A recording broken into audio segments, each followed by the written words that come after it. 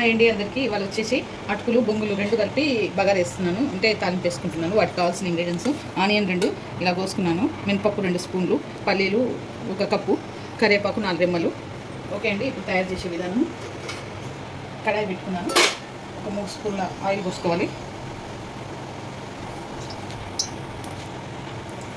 నేను తక్కువనే తీసుకుంటున్నానండి, నిండగా కాకుండా. ఓకే అండి, ఇప్పుడు 1 స్పూను జీలకర్ర, 1 స్పూన్ ఆవాలు వేసుకోవాలి. పచ్చిమిర్చి పేస్ట్ కూడా ఇలా పట్టుకున్నానండి, బరుసుగా పట్టుకోవాలి, మరీ మెత్తగా కాకుండా. ఇప్పుడు ఆయిల్ వేడెక్కింది, మినపప్పు వేసుకుంటున్నాను, మినపగుళ్ళు.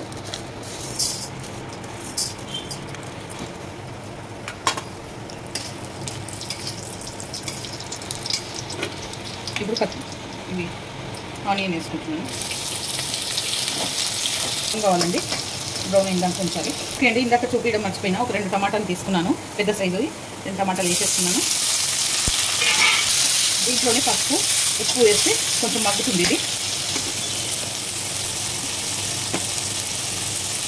సగం చెంచా పసుపు వేస్తున్నాను, 2 చెంచాలు సాల్ట్ వేస్తున్నాను. ఇది కొంచెం మగ్గాలి.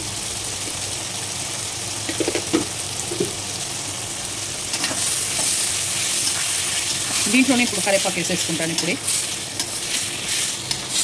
వేసుకుంటున్నానండి. ఇవన్నీ కలిపి మగ్గని ఇవ్వాలి ఒక 5 మినిట్స్ దాకా. ఇవి ఇలా నానబెట్టుకోవాలండి ఒక 5 మినిట్స్. అప్పటికంటే ఇది మగ్గుతుంది. పచ్చిమిరపకాయల కారం వేసేస్తున్నాను.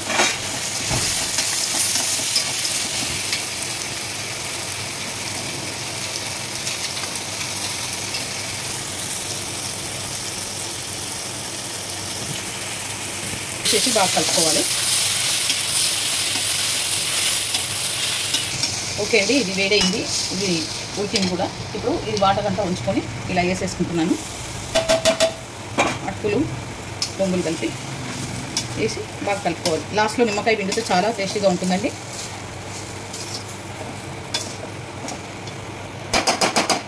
ఓకేనండి, ఇది ఇప్పుడు రెడీ అయింది. దీంట్లో నిమ్మరసం పోస్తున్నాను, ఒక నిమ్మకాయ రసం పోస్తున్నాను, కొత్తిమీర వేసేసుకుంటున్నాను. అయిపోయిందండి ఈ రెసిపీ. ఇది కనుక మీకు నచ్చితే లైక్ చేయండి, షేర్ చేయండి, కామెంట్ చేయండి, సబ్స్క్రైబ్ చేయండి. చాలా బాగుంటుంది, మీరు కూడా ఇంట్లో ట్రై చేయండి.